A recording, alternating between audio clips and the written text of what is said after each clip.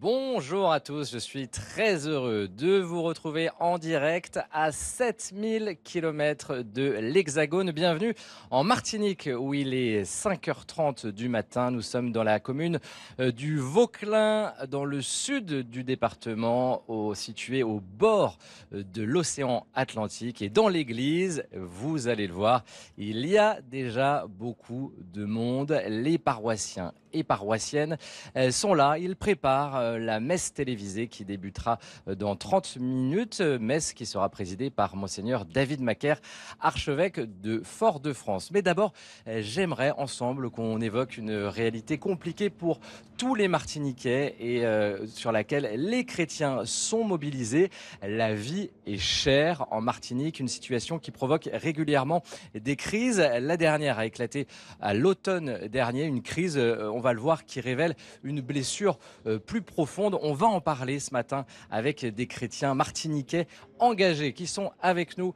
Bonjour à vous deux, Dominique Édouard Lagier, bienvenue. Bonjour, merci de nous accueillir, de m'accueillir en particulier. C'est un plaisir. Vous êtes le directeur de l'Assise SAMU Social, association qui vient en aide aux plus démunis ici en Martinique. Et puis à vos côtés, Lydia Bredas-Ramael. Bonjour Lydia. Bonjour, merci de nous accueillir. C'est un plaisir d'être avec vous ce matin, membre du GRISM. Alors le GRISM, c'est un groupe original, un groupe de réflexion pour une identité et une spiritualité en Martinique. C'est important car les crises sociales ici en Martinique révèlent toujours une blessure historique. On va bien sûr en parler. Peut-être un mot d'abord sur l'ambiance ici. Il est 5h30 au Vauclin et il y a déjà beaucoup de monde dans l'église, vu de l'Hexagone. C'est assez impressionnant. Qu'est-ce que ça dit de la ferveur des Martiniquais, Lydia ? Je crois que ça dit surtout que nous avons besoin du Christ, qu'en fait notre foi donne un sens à notre vie et nous avons un objectif, l'objectif de la sainteté, tout simplement. Est-ce que cette foi permet aux Martiniquais de mieux vivre cette crise sociale qui est vécue depuis le mois d'octobre et des crises qui reviennent régulièrement? Parce que la vie est pas simple, la vie est chère. Alors, pas seulement cette crise sociale, cette foi permet de tenir bon, si l'on peut dire, et d'avoir la force de faire face à ces difficultés très anciennes auxquelles les Martiniquais ont eu à faire face pendant des dizaines et des dizaines d'années. Et cette foi, c'est elle qui cimente la solidarité et la cohésion sociale sur la Martinique. On dit que la vie est chère ici en Martinique, alors on pourrait le dire un peu partout en France, mais c'est vrai que la vie est beaucoup plus chère ici que dans les départements de l'Hexagone. À quel point elle est chère cette vie, très concrètement, Édouard? Elle est chère au point où non seulement l'ensemble des Martiniquais en pâtissent, mais également une partie assez importante et de plus en plus importante de nos concitoyens qui n'arrivent pas à faire face à leurs besoins alimentaires en particulier. Et ça, c'est l'expression de cette misère sociale qui s'installe de plus en plus en Martinique. Les produits alimentaires sont très chers ici, Lydia. Oui, tout à fait. C'est le constat qui a été dressé et c'est le cri aussi qui a retenti durant ces deux crises, en 2009 et récemment. Et c'est ce cri que nous devons entendre. Un cri d'injustice, de colère? Et bien sûr, oui, tout à fait, un cri d'injustice. Et de toutes les manières, nous sommes appelés, nous chrétiens, à apporter, à avoir un regard sur tous ceux qui sont dans la pauvreté. Aujourd'hui, on voit bien, les chiffres sont là pour montrer cette augmentation de la pauvreté en Martinique. Et nous devons absolument agir sur ça. On va le voir tout de suite en images. On va voir quelles sont les conséquences ici en Martinique de cette vie chère, conséquences dramatiques puisque beaucoup de Martiniquaises et de Martiniquais basculent désormais dans la pauvreté. L'Église fait face en tout cas et essaye de faire au mieux comme elle peut. Regardez. Fort-de-France, un soir de maraude avec l'équipe du SAMU Social. Bonsoir Pascal, ça va? Tu veux un petit café? Un petit thé? Les maraudeurs distribuent boissons chaudes et repas aux sans-abri, 2 fois plus nombreux en Martinique qu'il y a 5 ans. Ils sont le symptôme visible d'une crise économique et sociale profonde. Elle était là aujourd'hui? Je vais regarder plus bas. Ok, merci. Bonne soirée à toi. La précarité a désormais un nouveau visage. De plus en plus de femmes se retrouvent à la rue. Alors, tu veux pas jouer l'instant? C'est une dame de certain âge, une situation familiale assez compliquée. Elle est en rupture avec sa famille, elle ne veut pas avoir de contact avec eux.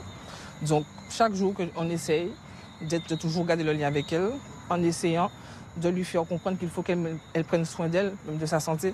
On n'est pas sûr que tu n'étais pas là, donc on s'est dit que si tu n'es pas là...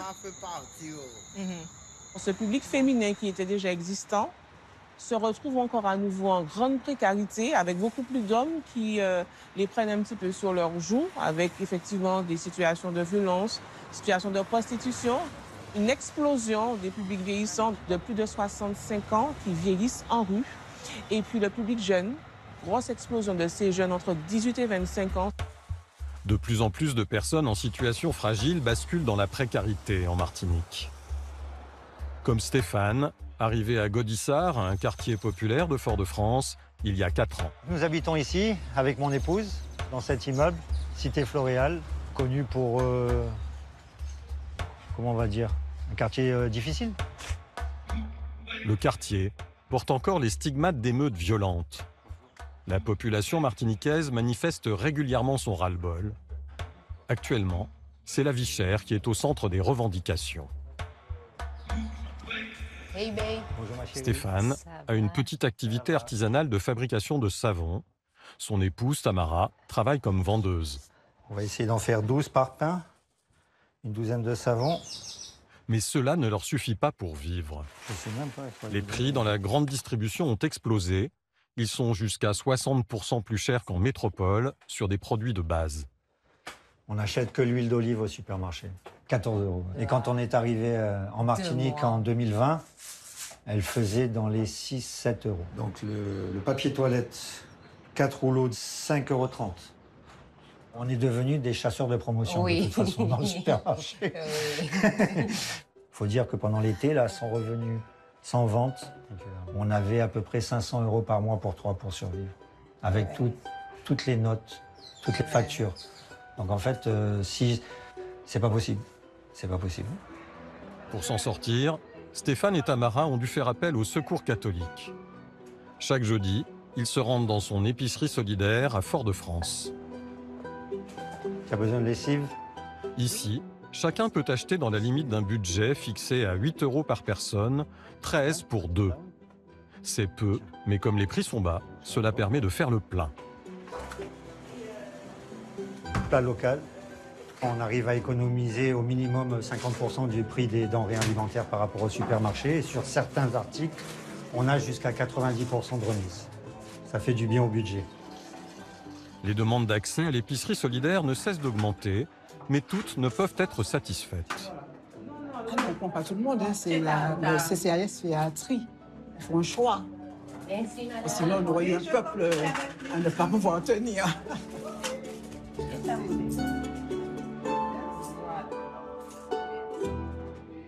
Et retour en direct du Vauclin en Martinique où il est 5h39. Vous le voyez sur ces images. La messe se prépare. Ça sera tout à l'heure à 6h ici, heure martiniquaise. Et bien sûr à 11h en France hexagonale. Peut-être une réaction sur ce reportage qu'on vient de voir. Dominique Édouard, des Martiniquaises, des Martiniquais basculent désormais dans la pauvreté. Cette crise de la vie chère a des conséquences dramatiques. C'est ce que je rappelais tantôt. Ça n'impacte pas uniquement les personnes en rue, ça impacte la population générale. Et, ça, c'est important. Mais effectivement, les personnes en rue sont celles qui subissent de plein fouet cette misère sociale liée à la vie chère.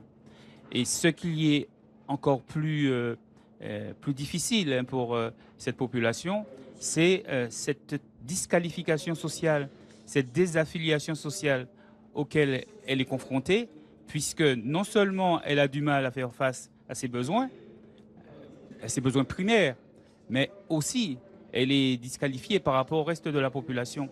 Elle est isolée, elle est rejetée. Et le regard qu'on peut avoir sur ces personnes, c'est un regard désapprobateur. Ce qui les éloigne encore plus, hein, de la société. Voilà. Lydia, cette crise, cette vie chère, elle concerne quelque part un peu tout le monde, hein, Tout à fait, tout à à des fait. échelles différentes. En tous les cas, quand on voit ce reportage, ce qu'on retient surtout, c'est qu'il y a cette misère qui est très visible. Tous les jours, on voit dans nos rues ces personnes. Et puis, il y a cette misère qui est cachée dans les familles, d'accord, qui ne se dévoile pas, parce que les gens ont de la dignité. Et donc, effectivement, l'Église a un rôle à jouer. Nous avons tous un rôle à jouer pour casser cette misère, pour redonner de la dignité à ces personnes. Et la dignité, elle passe par le travail. Et donc là, il y a des mesures concrètes à prendre, il y a des mesures courageuses à prendre à tous les niveaux. Voilà, et nous devons tous nous atteler à être autour d'une table. En tous les cas, partout où nous sommes, nous devons mettre en place des actions concrètes pour effacer cette misère, pour redonner de la dignité aux gens. Est-ce que vous avez le sentiment d'avoir été entendu après cette crise en octobre, que les Martiniquaises et Martiniquais ont été entendus après ce qui s'est passé avec des affrontements aussi, hein, des violences? Alors, la crise sociale, les crises sociales sont nombreuses en Martinique. Oui, hein, elles depuis reviennent. des décennies, comme je l'ai rappelé. Mais celle de 2009 n'a pas tellement contribué à permettre l'amélioration de la situation. La dernière que nous venons de vivre, effectivement, c'est une crise qui a été très dure, très difficile et qui n'est pas terminée.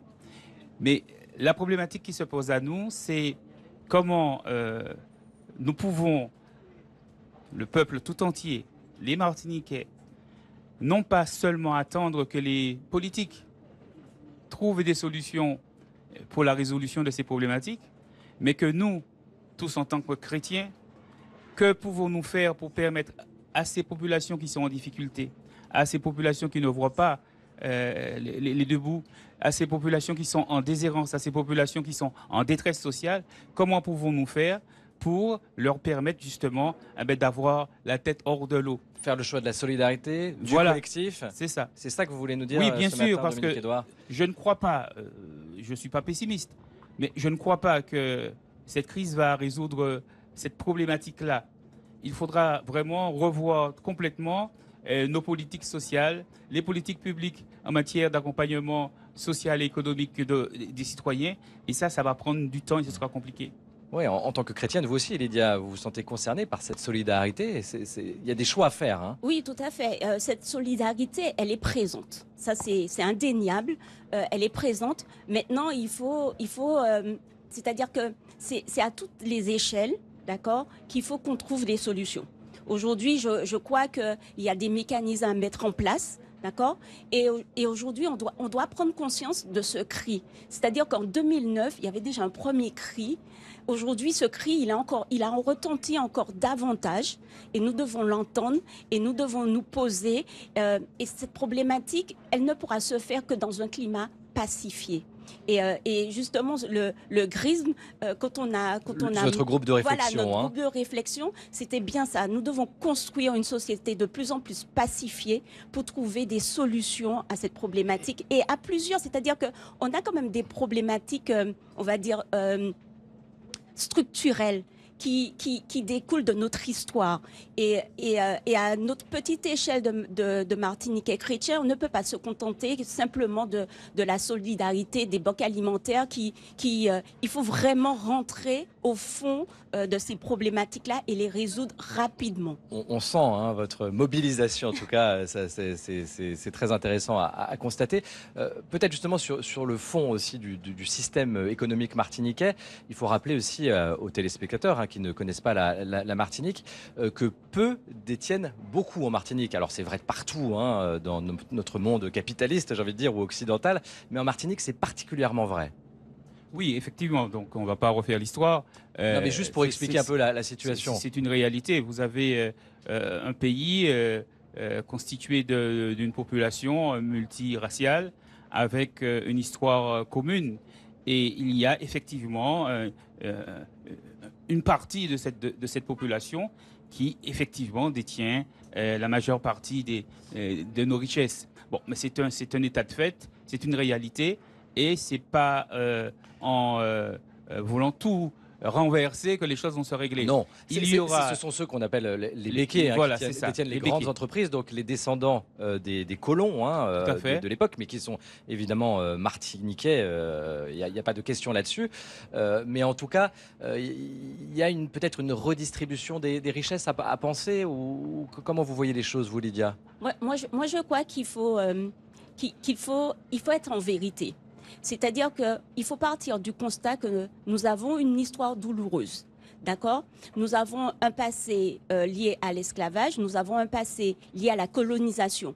Et cette colonisation a fait des dégâts. C'est-à-dire que cette colonisation a infantilisé et par conséquent n'a pas permis la prise de responsabilité.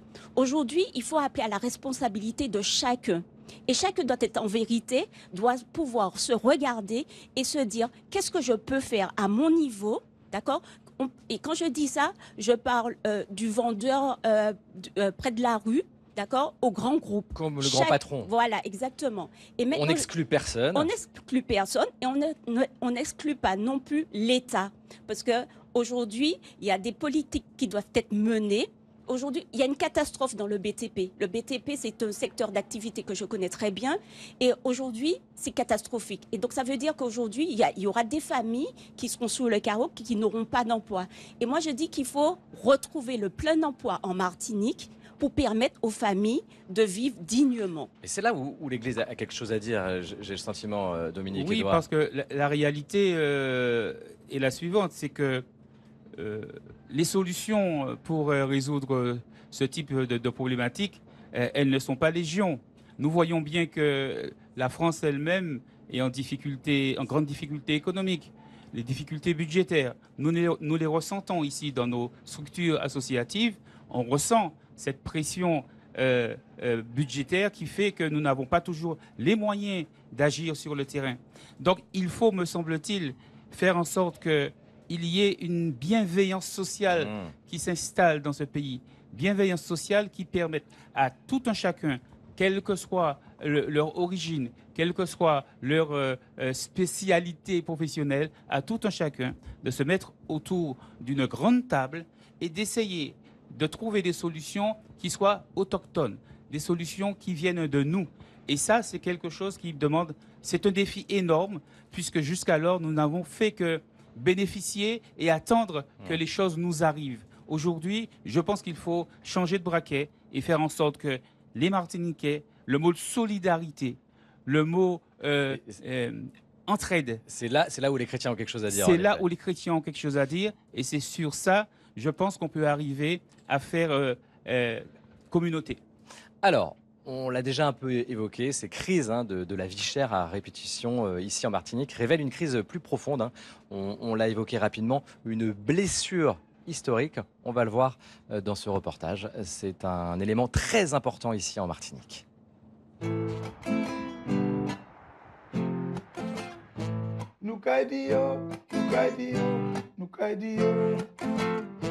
Nous forts, nous c'est Martiniquais, nous forts et puis respect, nous forts dans l'unité. Colobarst est musicien, militant souverainiste et infirmier libéral. 3 manières de vivre un engagement auprès de la population. J'ai soigné un patient béquet avec qui j'avais des rapports humains profonds. Et il avait demandé à sa femme que le jour où il mourrait, il lui arriverait quelque chose, qu'il avait mis un arbre là pour remercier M. Barst. C'est ainsi que ce palmier rouge s'est retrouvé dans son jardin. Je soigne tout le monde avec le même amour, avec le même respect et la même dimension. Mais ma dimension de soin est dissociée de mon militantisme. Je soigne tout le monde. Je suis un anticolonialiste profond. La Martinique est l'héritière d'une histoire douloureuse, celle de colons européens, les béquets, ayant fait venir des esclaves africains par milliers. Pour Colobarst, le quotidien des Martiniquais descendants d'esclaves reste déterminé par ce lourd passé. Ceux qui possèdent beaucoup, ou qui possèdent presque tout, et puis ceux qui n'ont rien, c'est une injustice. Sauf qu'on est obligé, nous, de faire avec ce qui reste. c'est travailler pour le dominant. Et ça, c'est la dynamique coloniale. La société martiniquaise s'est constituée par vagues d'émigration successives. Les descendants de colons ont fait venir de la main-d'œuvre de Syrie, du Liban, d'Inde, d'Asie, donnant ainsi naissance à un territoire largement métissé. Tu peux être métissé avec ce que tu veux. Le caractère dominant est celui que tu portes. C'est-à-dire que si aujourd'hui, on devrait aller chercher génétiquement, on trouverait que le caractère dominant te métisse, c'est l'Afrique, c'est le noir. Et on voudrait que notre culture africaine dominante domine. Le panafricanisme est une dynamique qui se répand actuellement chez les afro-descendants, réunis sous le drapeau rouge-vert-noir. Rouge pour le sang, vert pour la terre et noir pour le peuple. Mais ce mouvement d'émancipation venu des États-Unis est-il une menace pour le vivre ensemble? Mais bonjour à tous. Bonjour, père. Voilà, merci d'être venu pour cette réunion. Le père Benjamin François Augrain est actuellement chargé par le diocèse de Martinique de réfléchir avec des fidèles à la question des identités. Lorsqu'on réduit l'identité seulement à une question de couleur, de peau, c'est pas un progrès, parce que dans l'histoire, on sait ce que ça a donné. Il faut dire que cela rejoint une réalité de notre histoire. Le nègre a été très longtemps dénigré et aujourd'hui, il y a un besoin de réhabiliter l'africanité qui est en nous. Mettre l'accent sur l'ethnie dans l'identité, on est loin du vivre ensemble parce que c'est comme si le blanc là, qui est dans ma généalogie, je décide de l'enlever. Qu'est-ce qui me permet de dire que cet ancêtre-là, blanc, indien ou chinois, n'est pas digne?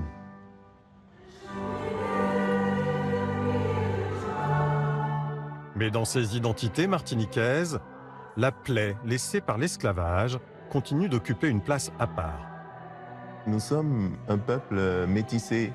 Il nous faut nous accepter comme nous sommes et de ne pas faire de l'esclavage une blessure sacrée. Si c'est sacré, il n'y a pas de solution. Et retour en direct de l'église Saint-Jean-Baptiste du Vauclin en Martinique où il est 5h52. La messe va débuter dans quelques minutes. Mais d'abord, une réaction sur ce reportage très fort. On a entendu cette expression, une blessure sacrée. Qu'est-ce que vous en pensez l'un et l'autre? Oui, alors il est indéniable, et je rejoins parfaitement les propos du prêtre. Il est indéniable que nous sommes issus de cette histoire dramatique, de cette histoire troublée, de cette histoire difficile.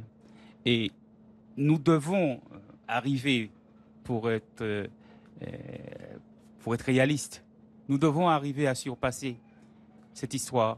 Non pas l'oublier, mais la surpasser et trouver les moyens de faire ensemble, que je dis ensemble avec toutes les communautés, qu'ensemble nous puissions construire une nouvelle Martinique qui tienne compte uniquement de cette solidarité chrétienne, de cette solidarité nécessaire à l'épanouissement de chacun. Parce qu'on a entendu dans le reportage ce vocabulaire dominé, dominant, c'est peut-être de ça dont il faut se débarrasser, ou de ce rapport-là. Lydia, en tant que chrétienne, qu'est-ce que les chrétiens ont à faire là-dessus? Déjà, les chrétiens, il faut déjà qu'ils acceptent qu'il y a cette blessure. Et donc, du coup, qui dit blessure, dit de réparation. Et donc, ça veut dire que nous devons trouver un chemin de guérison. Et ce chemin de guérison, il doit être individuel, mais il doit être surtout collectif. Et emprunter de ce chemin de guérison, c'est emprunter un chemin d'espérance. Et comme M. Lagier disait, c'est faire ensemble. Et faire ensemble, ça veut dire faire corps. Et pour faire corps, ça veut dire qu'on reconnaît qu'on a un même père. Voilà. Et reconnaître ce père, ça veut dire qu'on forme un seul corps avec différents membres. Et on ne va pas être démembré, parce que sinon il ne va pas fonctionner. Mais en faisant corps, on va pouvoir construire cette société et mettre l'amour au centre, mettre les êtres humains au centre de nos préoccupations. On ne peut pas rester que sur cette blessure. Et justement, parce que cette histoire, elle est douloureuse, on doit sortir quelque chose de magnifique. Il y a encore un déni ou des dénis sur cette blessure douloureuse, même dans l'Église peut-être. Est-ce qu'on est bien au clair sur cette question-là? Je pense qu'il y a un travail que l'Église elle-même doit poursuivre. Elle a commencé à le faire pour non seulement clarifier cette histoire-là, les relations de l'Église avec cette période-là, mais je pense que les choses sont en cours. Il faut surtout faire en sorte que notre Église soit en capacité à faire ensemble, à créer les possibilités du faire ensemble et du vivre ensemble avec l'ensemble des Martiniquais.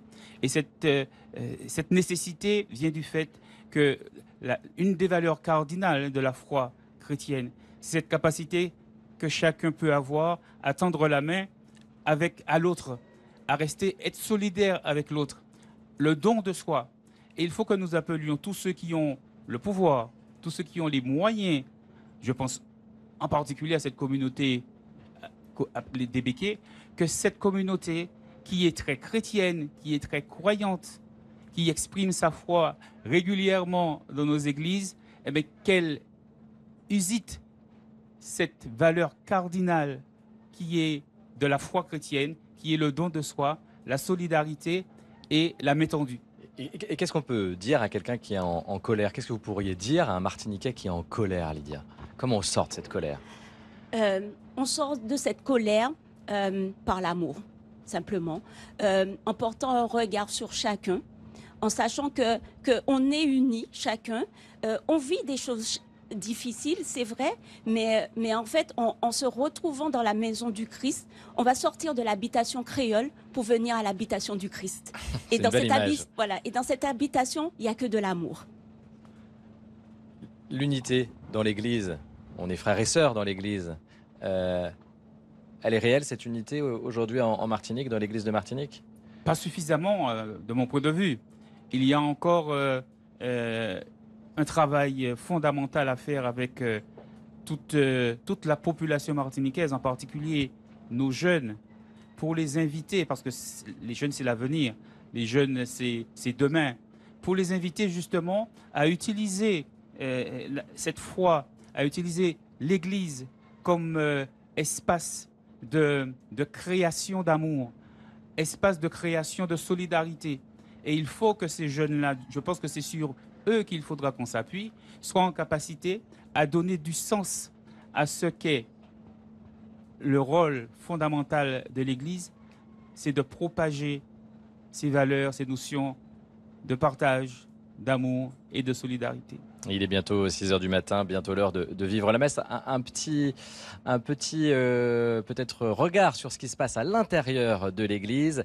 Vous allez le voir, la messe se prépare avec les paroissiennes et les paroissiens du Vauclin. Nombreux, regardez, alors qu'il n'est pas encore 6 h du matin pour célébrer cette messe. David Macaire, Monseigneur David Macaire est prêt. Il va présider cette célébration. Il est l'archevêque de Fort-de-France. Qu'est-ce que vous avez dans le cœur avant de vivre la messe avec nous, Lydia, ce matin?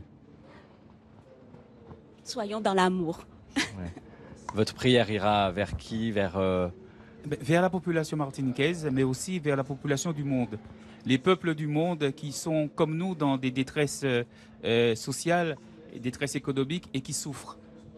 Merci en tout cas pour eux. Merci d'être avec nous ce matin.